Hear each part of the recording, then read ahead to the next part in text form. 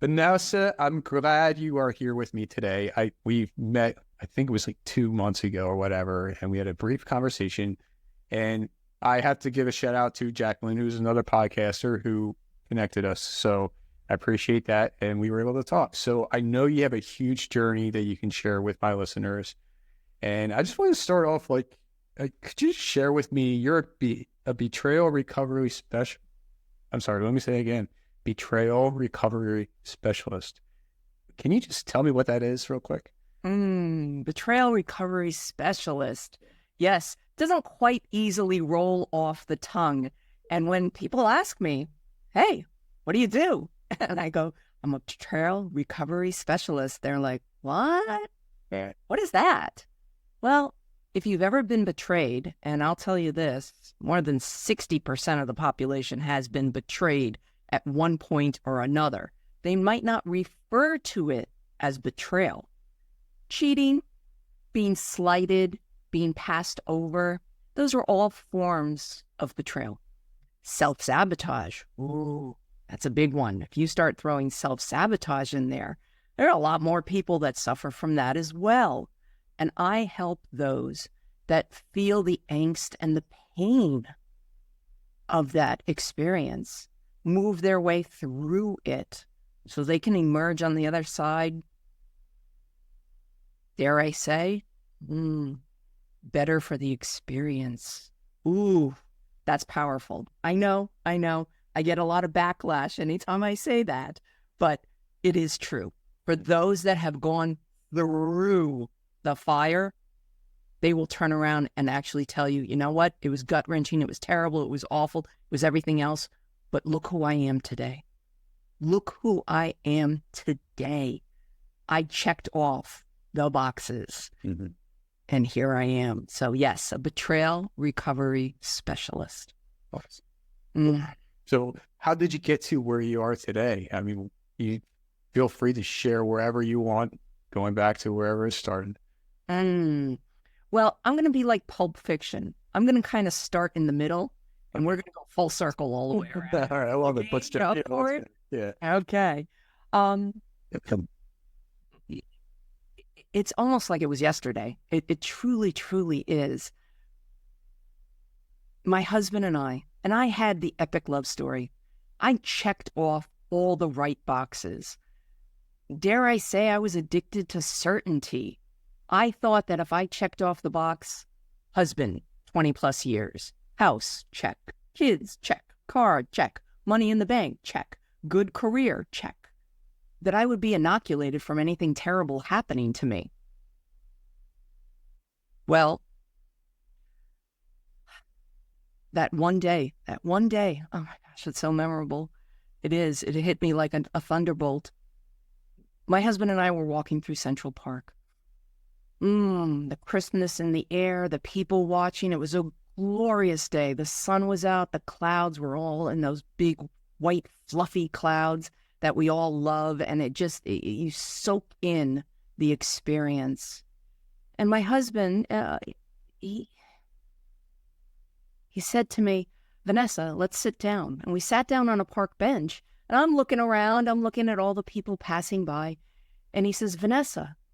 And I turn to look at him, and it's as if it's in slow motion. There's something I need to tell you.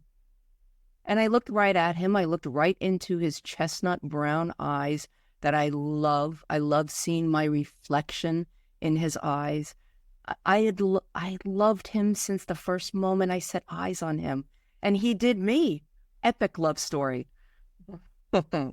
We were married 9 weeks later. So now we fast forward again, over 20 years later on a park bench. Vanessa, there's something I need to tell you. I look right at him and he says, I've met someone. What? I freaked out. How I was not arrested that day, I have no idea.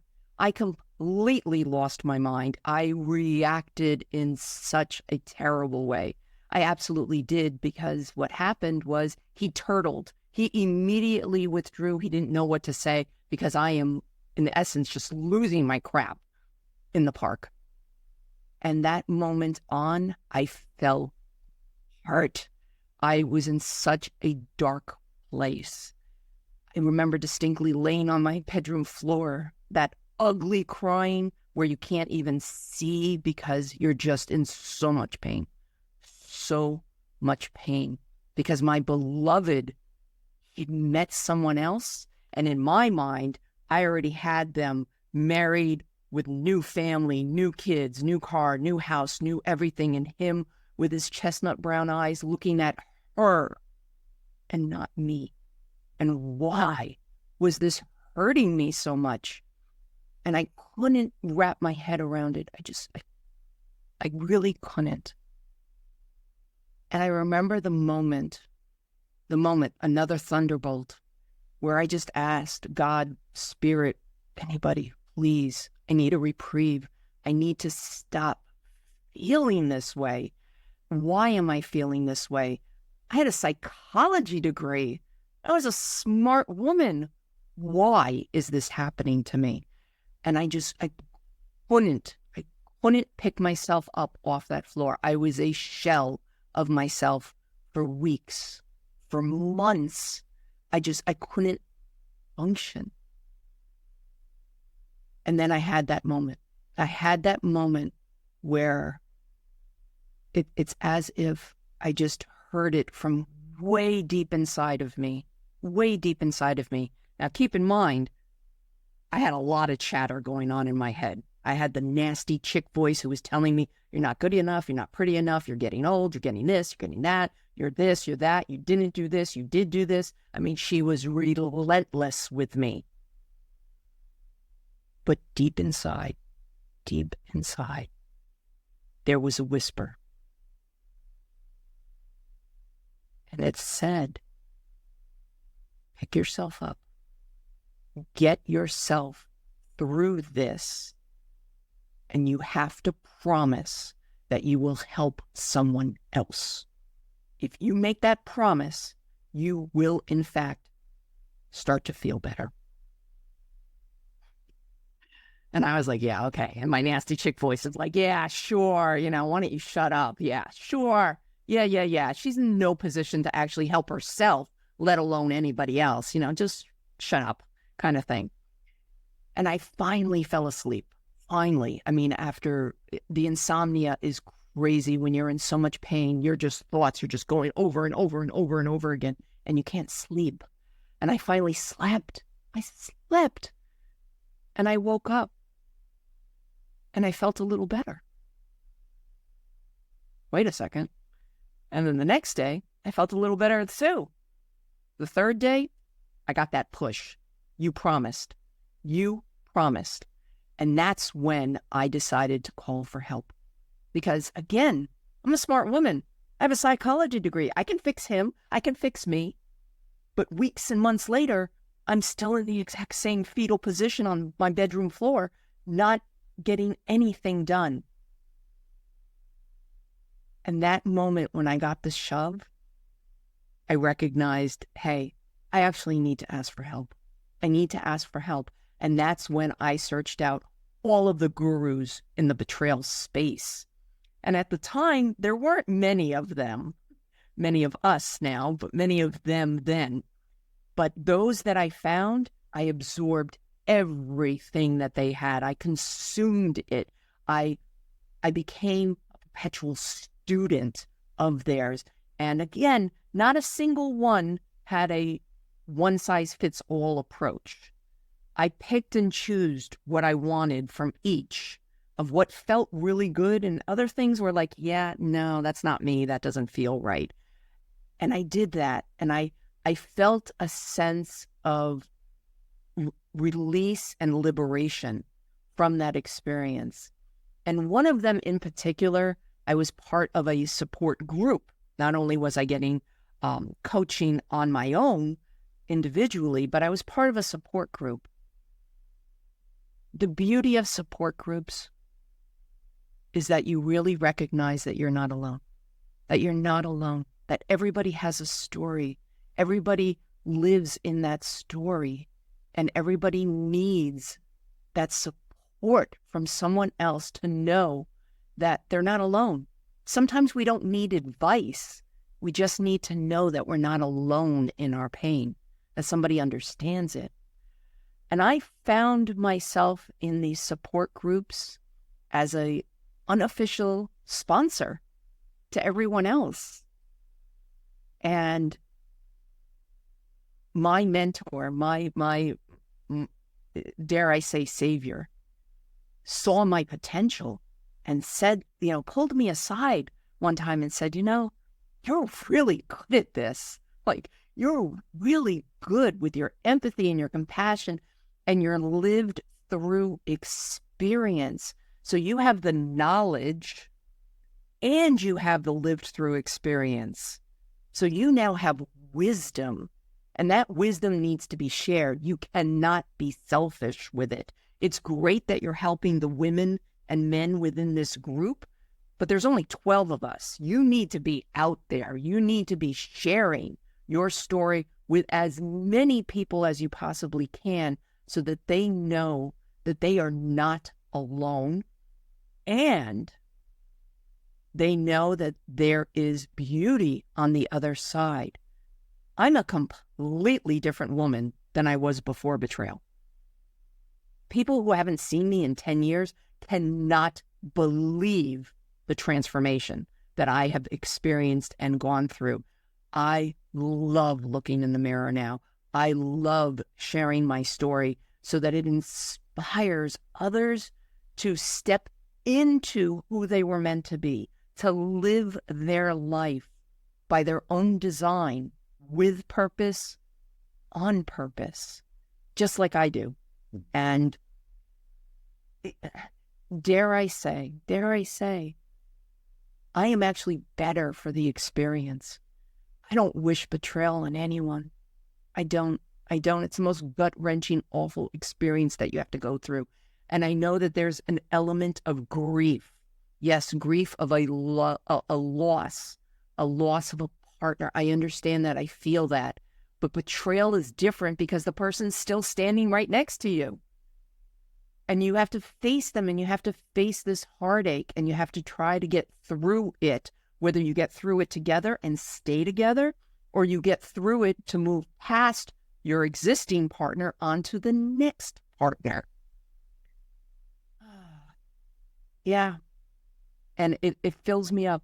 It absolutely fills me up. It brings me such a sense of joy. It really does, to help the next person, the person who calls me in sobs and just crying and asking all of the right questions. And the number one question is, why? What did I do? What did I do to deserve this? Why is this happening to me? And it can be a tough journey. It's hard work. It absolutely is. And I know that they say time heals. Time does heal, but it's time and hard work that allows you to heal. And it's being open to receiving the help that's out there. And a lot of people suffer in silence, and they don't need to. They really, really don't. All they need to do is say, I need help. And you'd be surprised. You'd be surprised. The people that you least expect, they're right there for you. And sometimes it's just being in the presence of another person. Again, it's not about the advice. It's about knowing that you're not alone in your suffering. That's exactly right. I completely agree with everything you had to say, because I experienced something just like you did, just on the flip side, right? So I'm just a man. And I did find a group, and I don't want to say I was part of the group because I never really attended any sessions or anything, but the men that were available to me on a phone call was incredible. You know what I mean? When you feel like you just can't figure stuff out, and you could just call somebody, and even if they don't know the answer, they're just there to listen to you, you know? And it sounds like that's exactly what you're doing on the other side for Or if are you working with just women or Oh, no, no, no, no. yes, you helping everybody? Yeah, no, because I work with hurt individuals, Gotcha. regardless of sex and gender and affiliation. Absolutely, because betrayal hurts. Yeah. It hurts. It doesn't discriminate, not at all. It goes after everyone, and everybody hurts from it. Yeah, absolutely. I started out with women because I'm a woman. I didn't really think of it until actually my husband and I were standing in a gallery. That one of my closest friends had a piece of art at a gallery showing, and we went to show support, of course. And she sees me and she runs over to me and she's like so excited to see me, and she pulls in this other couple and she goes, "Oh my God, Vanessa has the most interesting career. She's a betrayal recovery specialist. Oh, you have to talk to her." And then we hear her name being called and she runs off.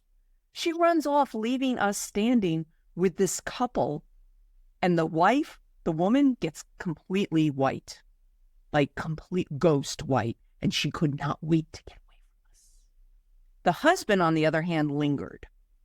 And then I needed to shoo my husband away. I'm like, "Go get me a drink," type of thing. So then we were standing there looking at the piece of art, because that's what you do in a gallery. 10 minutes go by. And he finally clears his throat and he says, "Do you work with men?" And at that moment, I had been with men in the support group and stuff, but not one-on-one type of situation. And that little voice, why not? Hurt people, it's hurting people. It's people that are hurt. You can help. You can help the hurt, so it doesn't matter the person. And I said, I can. How do I reach you? I'm not one with business cards. Not at all. I was like, well, my URL is understandingear.com. Okay. And I give out my URL a lot. And some people are brave enough to reach out and others hold off, which is absolutely fine. Well, the very next day, my phone rang and I picked it up and I could hear the heavy breathing. And then I heard the sobs. And that started my working with John. Now, keep in mind, at this moment in time, I didn't know whether he was betrayed or the betrayer, because I work with both. On the woman's side, and this was my first entry into working with a man one-on-one, hadn't known it. As it turned out, he too, John, was betrayed. Mm. And he was really, really suffering through it.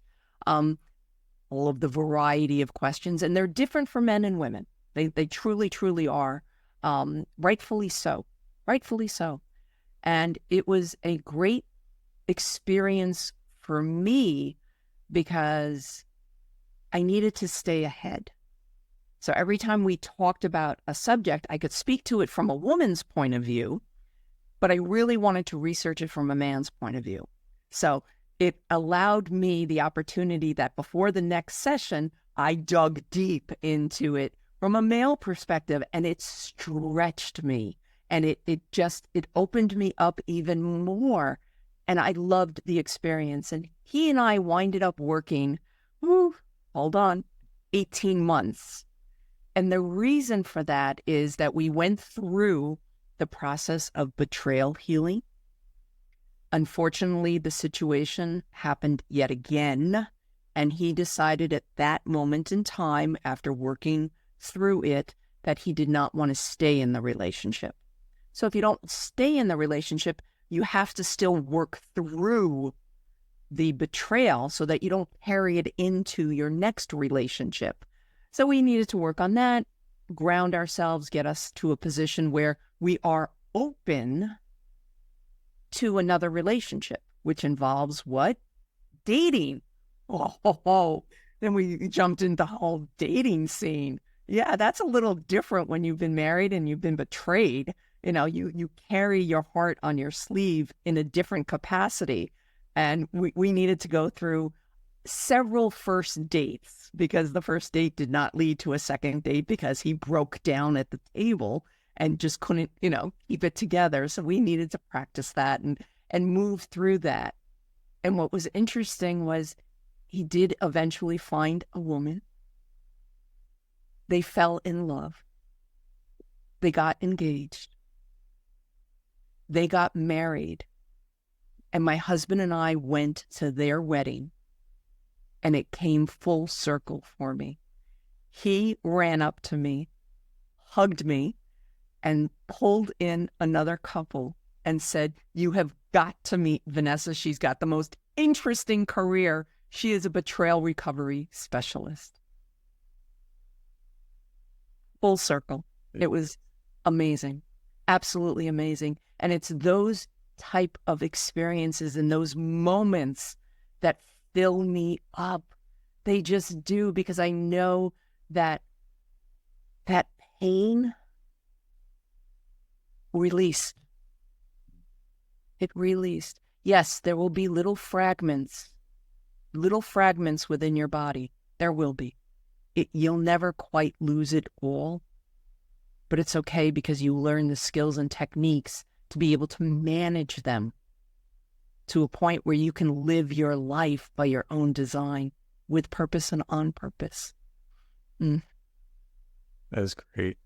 Yeah, and it does take time. And I mean, just like you said earlier, where you have to allow the experience of growing and accept the stuff that you're going to take in, because it's different. It could be a whole different environment, friends, family, whatever it is, it's all going to be different for you. And you come out a totally different person on the other side.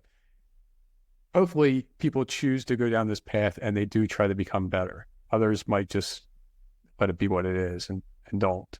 So I do have a question on this gentleman that approached you and you helped him for 18 months. Did you find, or do you know, that maybe the woman that he fell in love with kind of experienced maybe the same thing or went through some kind of growth phase of her own? Great question. I love that, John. She hadn't gone through betrayal in the sense that she was betrayed by a beloved, like a big catastrophic betrayal.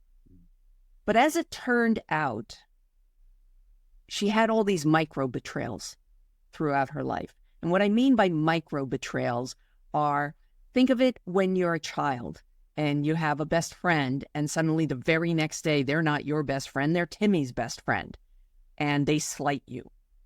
You don't have the language or the wording to be able to formulate how you're feeling. You might say, "I feel sad," but it's a different type of pain. We store it. We remember what it felt like. We're a little bit more cautious with the next friend we have because we don't want to get hurt in the same way.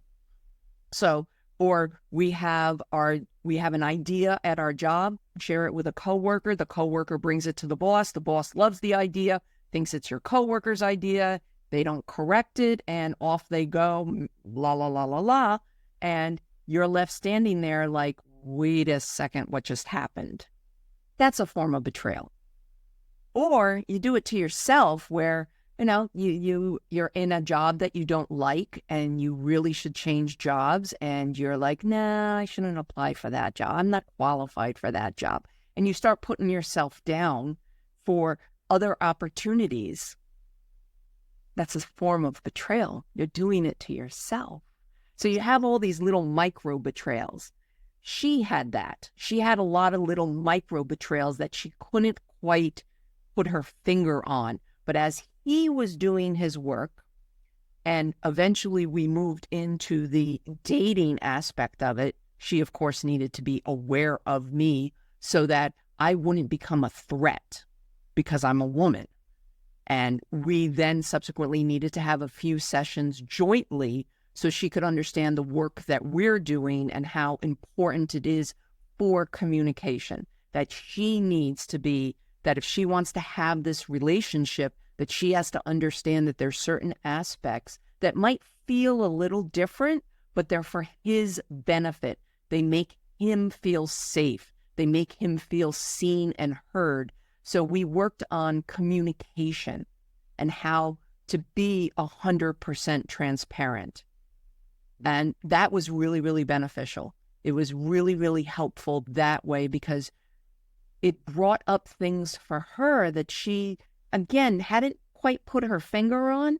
But once she had the language for it and she could pivot just 1 degree and see it a little differently, then she could clean it up for herself, which was great while he was doing his work, and she could be supportive of his work and understand that. And they celebrated 5 years. 5 years they've been married. And every Christmas I get a card from them. And I love it. I love love. I guess that's probably the best way to put it. Absolutely. I don't like the pain. I don't like the hurt. And I can almost feel it from people when they just experience that. They become a shell. They just do. They're walking zombies. And now we're doing The Walking Dead. They're lifeless. And I know what that feels like. I was that way for way too long. Way too long. Because I didn't ask for help. I was too proud. I was too determined that I could do it myself. No, you can't do it yourself. You can't. You need the help. You need the support.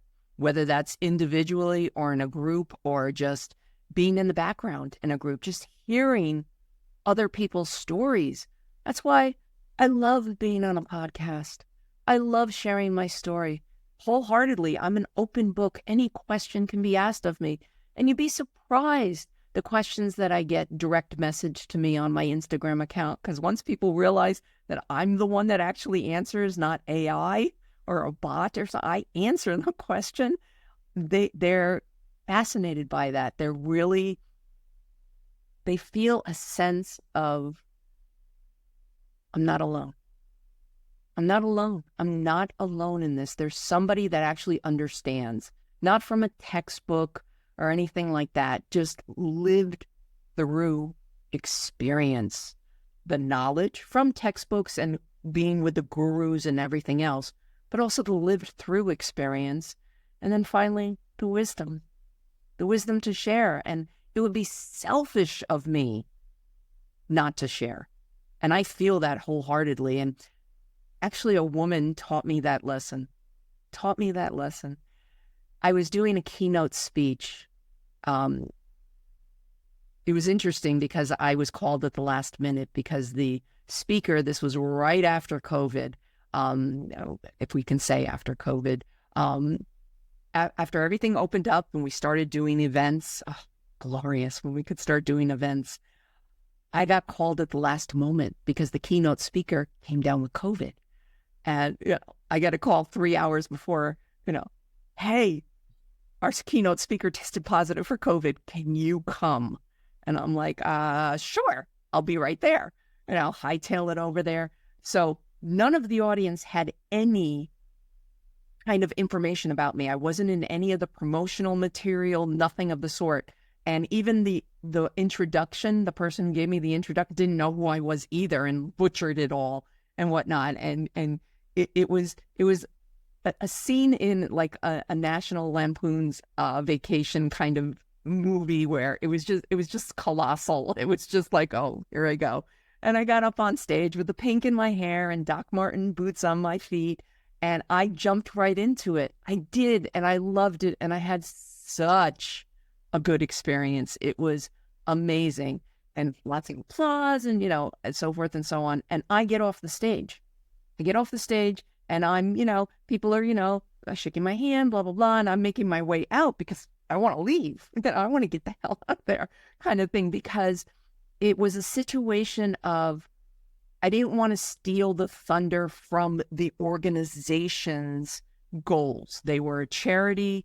It was more about the charity. It wasn't supposed to be about me. It was supposed to be about the charity. So I wanted to make my graceful exit as quickly as possible, not to take away from the point of this conference. And a woman stopped me as I was leaving, getting my coat on. She pointed her finger at me. Pointed her finger at me. What's going on? Vanessa. Yes? How dare you? How dare you? She's talking to me? What? How dare you? How dare you open me up to the point where I feel all of these emotions, these good, I can do anything emotions. I've listened to keynote speakers, I've gone to webinars, I've done this, I've done that, I've had coaches, I've had therapists, but you, 40 minutes, you opened me up. And you get off stage without giving me any way to get in touch with you.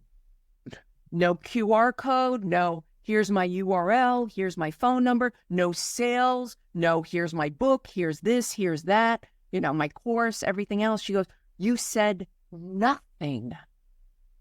And I thought to myself, well, yeah, no, I always do that. I don't say anything about any of that because that's not my role. My role is to be a resource, not a sales pitch. But her pointing her finger at me and telling me that I've done her a disservice, it went right through me. And she was right, because I realized in my mission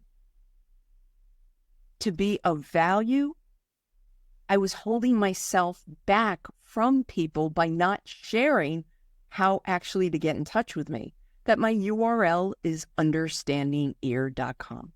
Make it really simple, really easy, just like with John. You want to reach out to me? Great. If not, fine. Absolutely. But it was such an amazing moment in time where I got a lesson from someone else that really opened me up to, wait a second, you can't be selfish. You can't be selfish. You have to get out there. You have to let people know that they are not alone. That they are not alone. Yeah, you're right. They're not alone. And unfortunately, a lot of people think they are, but they're not. So I was going to ask you how people can get in contact with you, but I think you already answered that question. You want to know the story behind my URL? Sure, let's go with it. Alrighty. Do you know Stephen King?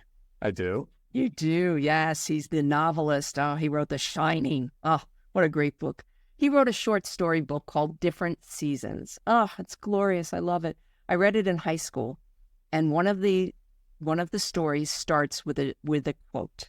It's a very long quote, and I encourage people to go read the full quote, but I condensed it, and it reads, "The most important things to say are the hardest things to say, locked within, not for the want of a teller, but for the want of an understanding ear." I loved the quote. I loved it. I loved it. I loved it.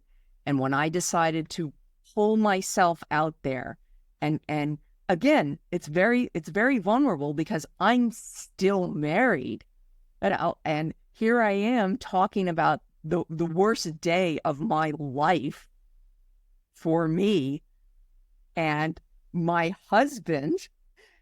Now it's public knowledge. When we were going through it, we kept it very close to the chest. Only our children knew about it. Not even our families knew about it. Right.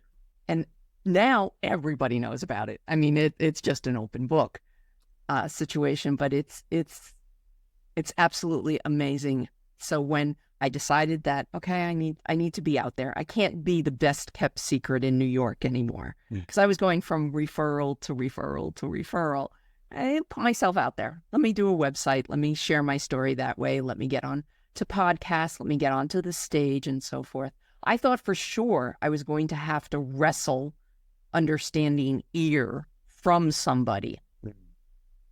I didn't. Synchronicities.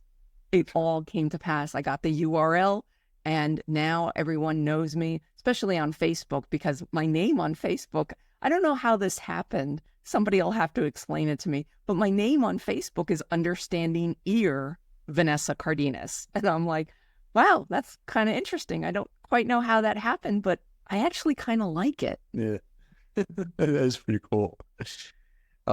This has been great. I appreciate you sharing everything about your journey and you bringing up an example of a client you had, and that was awesome to hear as well. So it provides people with hope and knowing that they can reach out to you or other people that have went through some kind of experience, no matter what it was.